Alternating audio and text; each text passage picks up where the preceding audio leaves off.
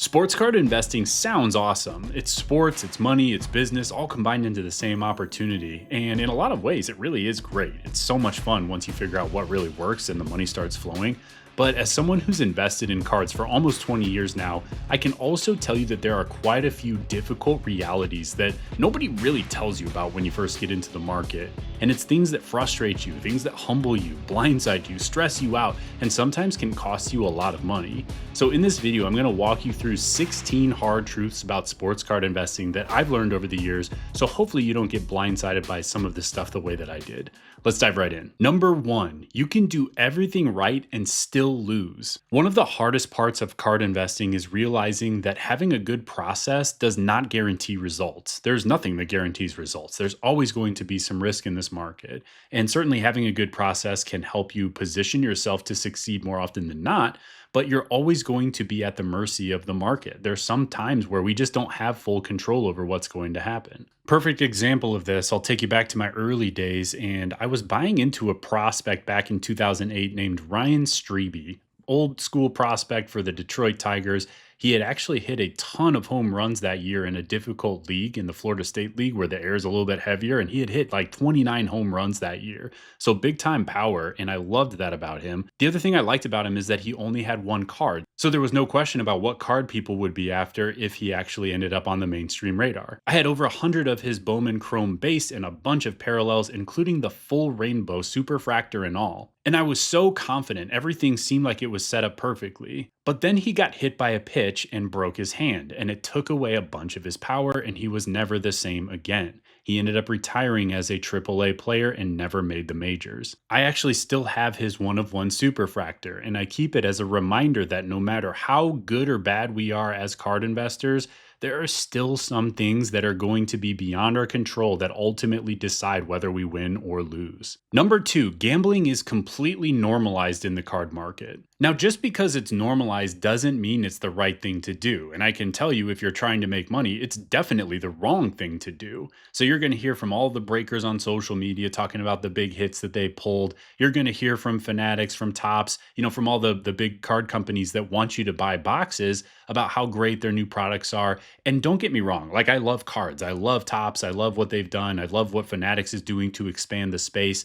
But buying boxes is not an investment strategy. You're completely leaving it up to chance what enters your inventory. And even if you win, it's not because you did anything special. You just got lucky. So it doesn't even have anything to do with your skill as a card investor. It's just a random game of chance. Now, I say all this with full confidence now, 20 years into it, but raise your hand if you were someone that broke a bunch of boxes when you first got into the market, because I definitely did. That's where I thought you got cards from was, okay, open packs, right? That's what you must do to get your cards. And sure, it's great fun. It's super entertaining to open a box and to try to pull that big hit, but you just have to understand the odds are heavily stacked against you. So while gambling is very normalized in this space, you'll hear people talking about the cardboard casino. That doesn't mean it's the right way to approach the market if you're trying to profit. Number three, social media is a highlight reel. So a lot of us spend a lot of time on social media, consuming card content, seeing what's going on in the space. And what you have to remember is that you're going to see just the best of the best and the worst of the worst.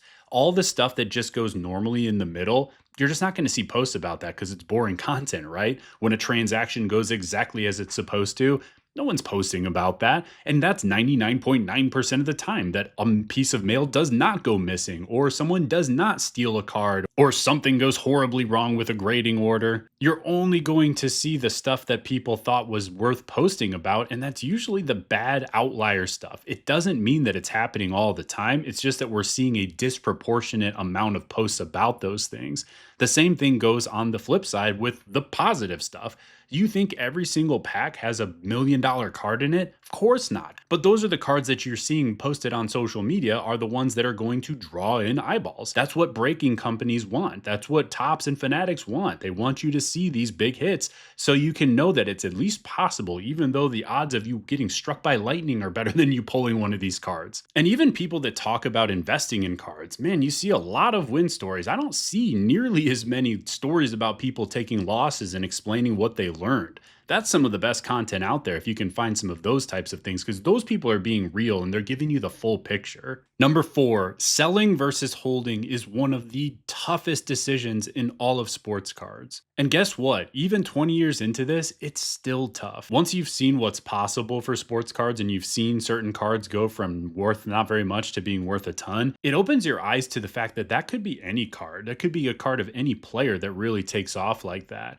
Now, the thing is, very few cards actually will take off like that, but you know that that's a possibility. And so that's always in the back of your mind as you're thinking, man, do I sell this thing and take the money while it's here? Or do I hold and try to play that game of seeing if I can pull even more money out of it? But the thing is, we never actually will know where the peak is until we can look back with the benefit of hindsight. And the same thing goes if we're down on a card. Sometimes the right move is to just cut bait and get to the next one instead of holding, hoping for a miracle. I'll take you back 15 years to when I was still getting the hang of grading and how to optimize my returns on the back end. And what I would do is I would get an order out the door, I would get my grades back, and then I would hold those cards and I would try to perfectly time the exit on every single card because I wanted to try to maximize the sale. And it makes some sense, right? Like, who wouldn't want the most money for each card? But what you don't realize is how important time is, because what I was doing by holding out for that extra 10% is actually costing myself 200% that I could have been making had I just taken the money for that card as soon as I got the grade back and been happy with the grading profit itself. But instead, I was holding out for this 10%, and that meant that I couldn't sell that card. My money was tied up, and I couldn't get to the next card that I would have been able to grade and make another 100, 200, 500% based on some of the grading premiums that we're seeing right now. So for hold versus sell decisions, a lot of times it just comes back to zooming out and being able to see the big picture and asking, is this really the card that's going to rise the highest and fastest, or do I have a better place somewhere else? Oftentimes the answer is to get to that next card. Number five, if we're grading cards from the internet, we're not going to be able to see condition perfectly. And that means that we're going to put a lot of time into cards that we ultimately can't even submit to PSA because we know that they're not going to get the grade we thought they might. There's a condition issue that you just couldn't see in the listing, and that means, man, we put in all this time for nothing, right? So even if we're doing the right things, even if we're putting in the work, sometimes it's just not going to pay off. And while that's frustrating, it's also normal, right? Because no one's going to get 100% gem rate and no one's going to be able to submit every single card that you're getting from eBay. And if you are, I would have some serious concerns about what your gem rate's going to look like when it comes back. But what I found to be the key here is just don't get discouraged. Just realize that this is part of the process and you have to take a swing to get to that next card that is going to be clean enough to submit. Number six, emotion is part of this game and it's one of the trickiest things we have to navigate. So most of us get into the card industry because sports are cool, right? We like cards. They're fun to deal in. And so when we buy a card and we have some attachment to the player on that card, man, I'll tell you what, it gets pretty tough sometimes to let that card go when you see the value start to rise. It's like, man, yeah, but I really like this guy. I think he's going to keep rising in value. He's having a great year, whatever the scenario is, right? And there's also an element of like kind of wanting the things that other people want and realizing like, oh, hold on, everyone wants this. I don't think I can replace it. So, man, maybe I should keep it, right? And you put yourself in this position where you're going to have a harder time moving on from things if you let yourself get emotionally attached. Now, here's the tough part. We're all human beings, right? So it's really difficult to completely remove emotion from the equation here. Now, the first step is just to clearly separate PC cards from inventory cards, and that'll usually help you quite a bit so you're not blurring that line at least. But even with the cards that you treat as inventory, man, it comes back to that hold versus sell question, right? Like it's tough sometimes to know when is the actual right time to let it go. And emotion is the enemy here because it's going to make you an objectively worse decision maker. We want to use stats, data, math, logic, reasoning to make the decisions that we make rather than letting our emotions take control. And I'll tell you what, I don't have a great answer for how to do this. It's just something that you have to work on over time to get better and better at. Number seven, it's hard to know who to trust. Guys, anyone can make card content. All you need is a phone and the internet, and you can make a post about sports cards. And sometimes what you find is people confidently post things that are objectively wrong. And so that's the hard part, is being able to sort of filter information to figure out who actually knows what they're talking about, who's actually been there and done that versus who is kind of just posing or they're brand new to the space and they're making content that may not be malicious, but it's just not necessarily trustworthy.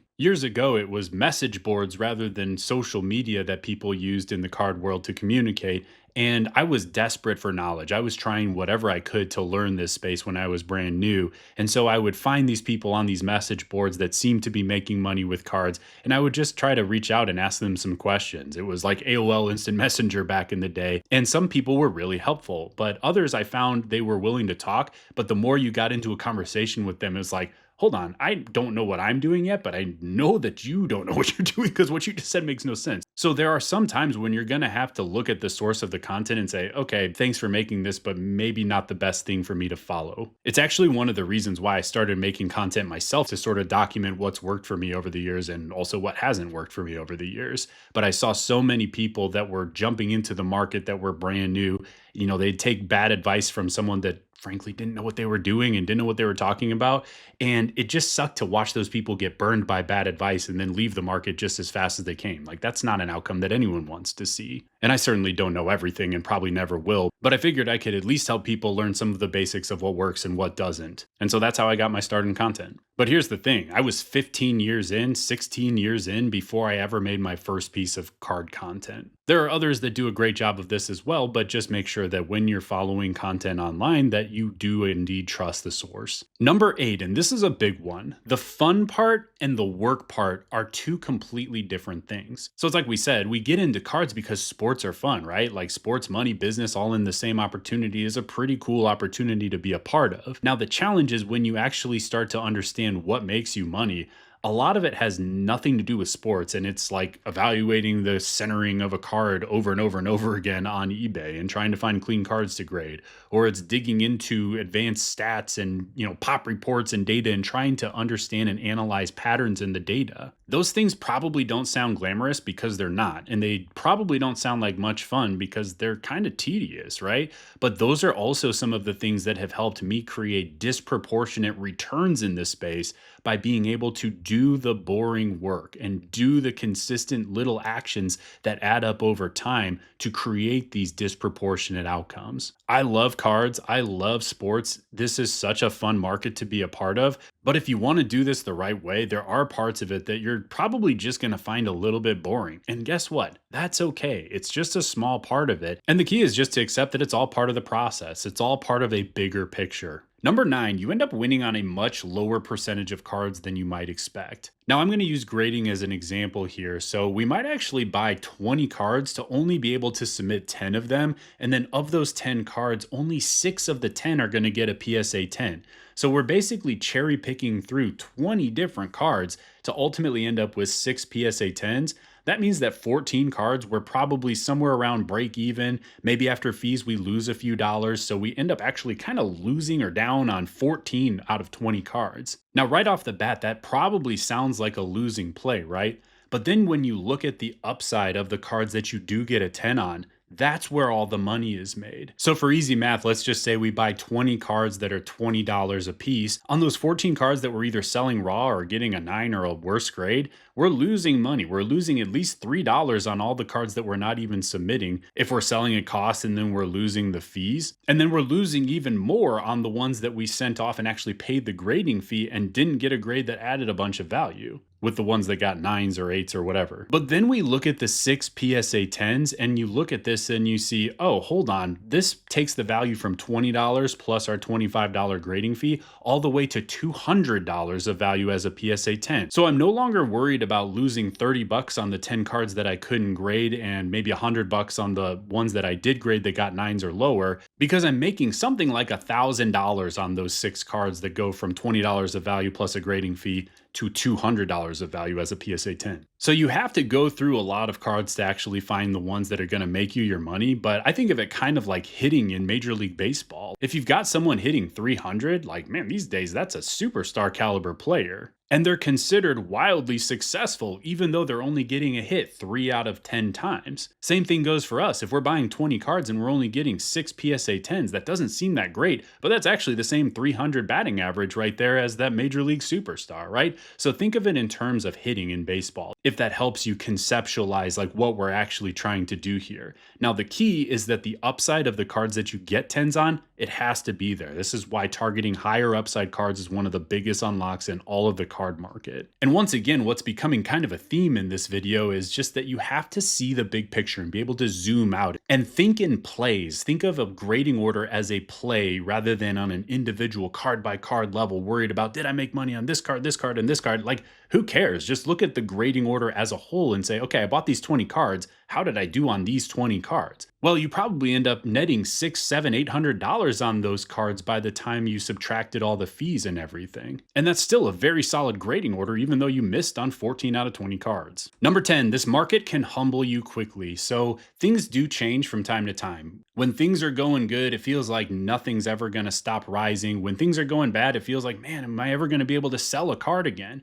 The market will shift and it's going to stop and pull back, and then it's going to shift back again and be strong again. Like, we're going to go through these ups and downs, these cycles in the market, and that's okay. But the thing that you have to remember is that you got to stay even. We don't want to stop doing the fundamentals just because things are easy. In fact, I'd argue that that's an even better time to do the fundamentals, because you'll probably just make even more money if you don't get careless. A few years ago, I had done really well on some Yordan Alvarez Topps Chrome autographs, and shortly after I had sold out of my stash, I saw a gold refractor auto get listed on eBay. And so I made an offer on it right away because, in the back of my mind, I knew the values of those cards from just selling the other parallels that I had a couple months prior. And I was actually a little bit surprised when the seller almost immediately accepted my offer. And that made me think, like, wait a second.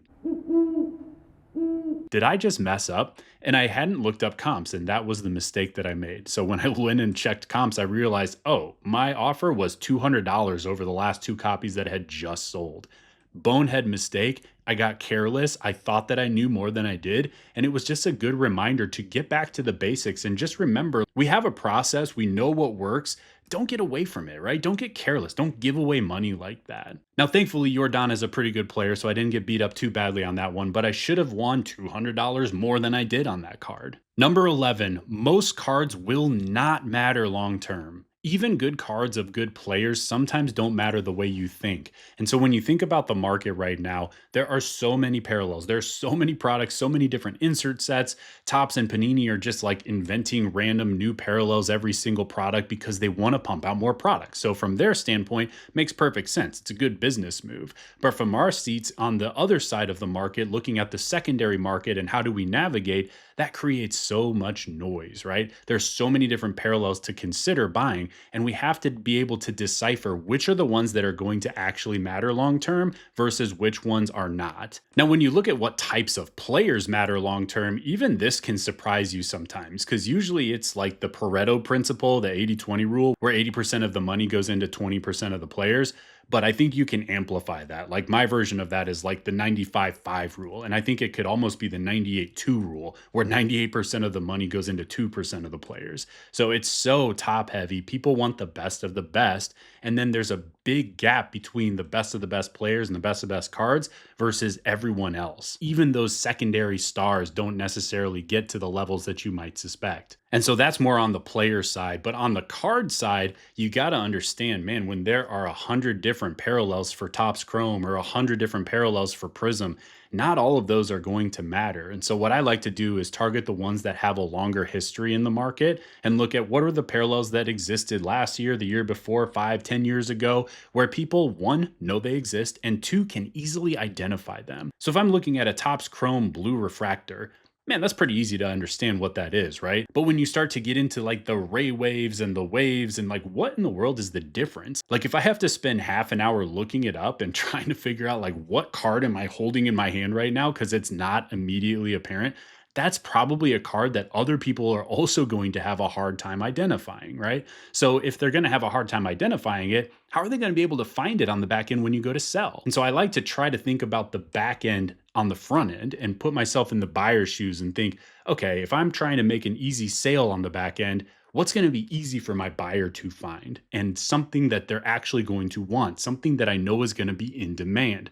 And oftentimes those are the cards that have some market history. But it is a hard truth that a lot of people learn the hard way, and that's that just not every card is going to matter. So keep this in mind as you're making your picks. Number 12, grading is a key strategy for making money, but there are parts of it that are outside our control. Now, don't get me wrong, grading is a learnable skill, and the better you get at evaluating card condition and knowing, what does a PSA 10 actually look like, the better your results are going to be over time, especially as you send multiple orders and you get a bigger and bigger sample size. All too often, I see people send one order off and they don't do super well, and they're like, well, grading doesn't work, PSA's rigged. And it's like, come on, man, like send some actual cards in and then we can evaluate how good or bad your results have been and make some adjustments from there. But we don't even have a meaningful sample size of data if you've only sent one small order in. But the better you get and the more reps you get, typically the more predictable your results are going to be. Now, that being said, there are some parts of grading that are completely outside our control. So things like the turnaround time, like we don't control that. We get to pick which service level we want to use, but we don't actually control whether or not there's a backlog or whether turnaround times get pushed.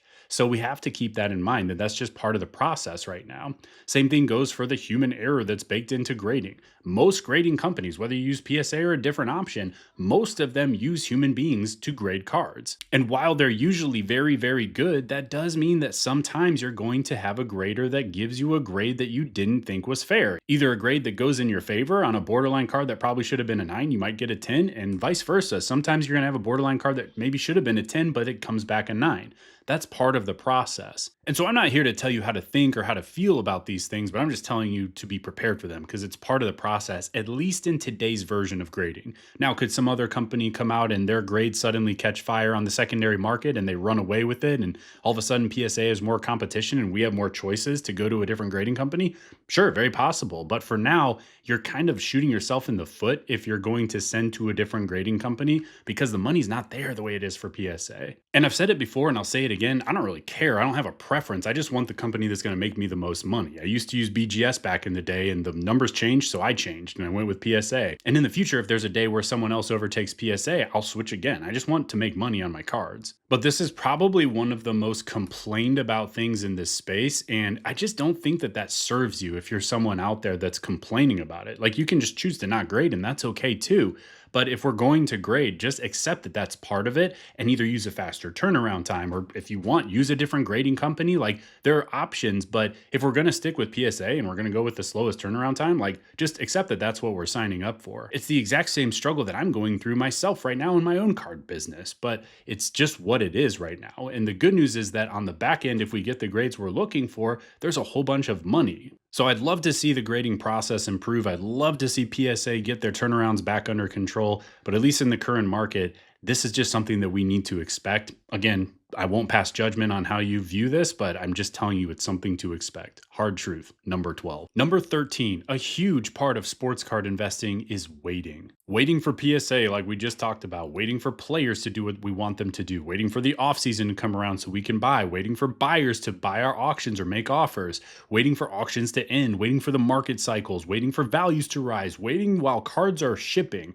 There is a lag in the sports card market. And so everything we do, there's this kind of waiting period between when we actually take an action and when we see the result of that action. There are plays where you can make a quick flip if you're buying at a steep discount and you've got a card where you can flip it pretty quickly, but those are just a small part of this market. Most of the plays we're making as sophisticated card investors require strategies that take a little bit of time. I remember back when I was brand new and I was so excited because I had made what I thought were some pretty good buys, and all I needed was for the players to go out and do a certain thing, and I was going to flip these cards and make all this money. At least that was the plan. And I was stuck in this spot where I'm like, man, I've got my cards, I've spent all my budget. Now what do I do? And so I would constantly check the players' stats, and I would constantly browse eBay and see if any other cards had sold. And it's just like, man, sometimes you need to just sit back and let time happen. We can't force the outcomes to be faster just because we want them to be faster. If a cake needs to be baked at 350 degrees, we can't just double the temperature to 700 degrees and expect it to be done in half the time, right? It just doesn't work that way. Number 14, fees are part of the game. Consider this: when you buy a card on eBay to resell on eBay,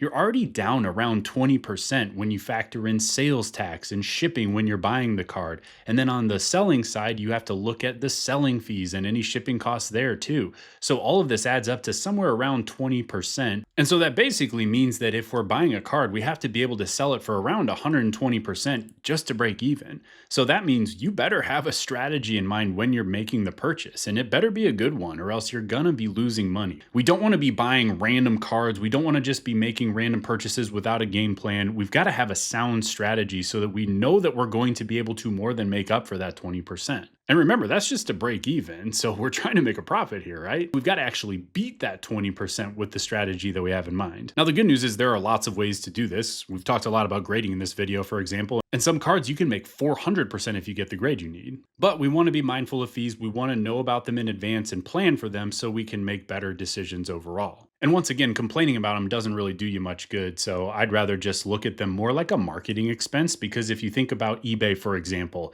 yeah, they're charging 13% of the sale price, but they're also giving you access to their pool of millions of buyers. That's actually a pretty good trade when you think about what you're getting in exchange for those fees. Because how hard would it be for you to go out and get that card in front of that many people? I don't even know if you'd be able to do it. In fact, you probably wouldn't be able to. So of course, no one likes paying fees. I certainly don't. But at the end of the day, it's just a cost of doing business, and you just got to be prepared for it. Number 15, it takes time to build something meaningful. Now, we're talking about cards right now, but if we zoom out, that applies to just about anything in life, right? Like, first of all, you're not going to get good at something overnight necessarily. Very few things in life can you just pick it up and you're just automatically an expert. Now, if we just look at business in general, most businesses take years to reach profitability, and some never do. Now, in cards, you can be profitable in month one if you make some kind of quick flip play, and that's pretty cool. But if you're someone that's trying to build a business that generates regular cash flow, you just can't expect this to happen overnight. It's just unrealistic. I've seen a lot of people enter the market, and the pattern that you see is when you look at the first year of what someone does in the card world,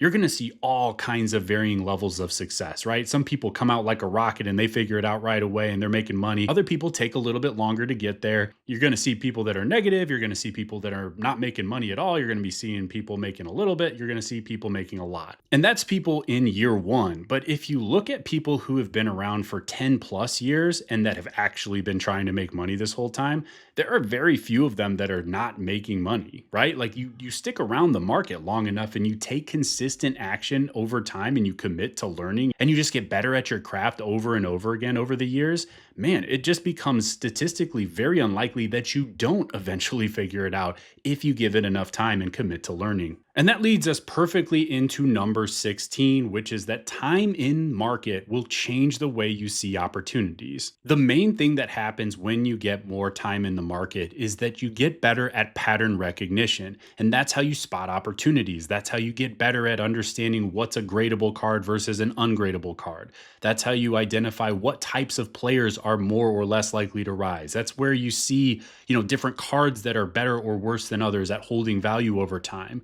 And so it's those people that have been around the market long enough to actually get pretty good at it that they do really well just by default, because eventually you run out of things that you're doing wrong. And what's left is all the stuff that you want to do, right? Like, it's all the stuff that makes you money if you continue to eliminate mistakes over time. The other thing that time in the market will do for you is it'll help you find your area of expertise. So for some people, it might be just one sport or even one player that you want to get really, really good at, or a particular set that you know better than anyone else. One of the most profitable players I've dealt in over the years was Nolan Arenado. I just loved his upside back in the day, and I had a lot of his cards early and continued to buy and sell them over the years as he kind of ascended in his major league career. And while he never really popped off to be the kind of upper echelon best of the best, he was in that like kind of secondary tier of stars all the way through. His cards did climb enough over time that I made a ton of money on him. But part of what helped me was I had so many reps. I was constantly looking at his market. And there was a stretch where I'm pretty confident I knew his market better than anyone else on the planet, just because of how many reps I had and how many different cards I had bought and sold. And so that helped me see opportunities. There was a time when I had an opportunity opportunity to buy a big lot. And even though it was well outside the normal range of budget that I like to operate in, I still went for it because I could see very clearly that there was massive profit opportunity based on what the seller was asking for that lot. And so I bought the lot, I pieced out all the cards, and I made 5 figures on that purchase because I knew exactly what those cards were, and I just knew that there was so much money there. Had I not known his market as well, I probably wouldn't have been so comfortable making that purchase. Having some kind of focus is powerful, but it's really just because of the time in the market and how many reps you get over the course of looking at the same patterns over and over again and starting to learn what really works and what doesn't. All right, we've got a bonus for you because of course we do. Hard truth number 17, the bonus round here. There is no instruction manual. I'll take you back to my early days, and man, I was so excited to figure out cards, but there was just no place to go to learn. And so a lot of this just came from trial and error and brute force, just kind of working through what actually works and what doesn't. And eventually I figured it out, and I've done well over the years, but man, there's no roadmap for this. And the uncertainty that comes from that overwhelms a lot of newer folks when they're trying to figure it out. And if that feels like you, that's actually why I built my card investing community, Ignite. It's to shorten the learning curve. It's to help people who are trying to figure out the market by giving them clearer frameworks and a proven system so you can avoid years of unnecessary mistakes. You've got to be ready to take action. It's not a get rich quick program, but it will help you learn what actually works and what doesn't so you can take a big step towards your goals much faster than you'd be able to do on your own. But otherwise, guys, I hope this has been helpful. Make sure you're subscribed, and we will see you on the next video.